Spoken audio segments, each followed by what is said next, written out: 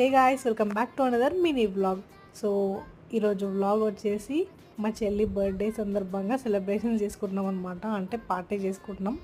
So once again happy birthday Hinduja.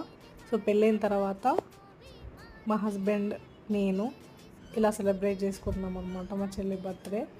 So రొటీన్గా అయితే చెల్లి బర్త్డేస్కి ఎలా సెలబ్రేట్ చేసుకుంటామో తెలుసు.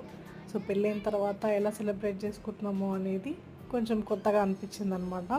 ఎందుకంటే ఒక స్పెషల్ పర్సన్ మన ఫ్యామిలీలో యాడ్ అయితే ఎలా ఉంటుంది. సో అలా సెలబ్రేషన్స్ గోయింగ్ ఆన్ అనమాట. సో చాలా ఎంజాయ్ చేసాం.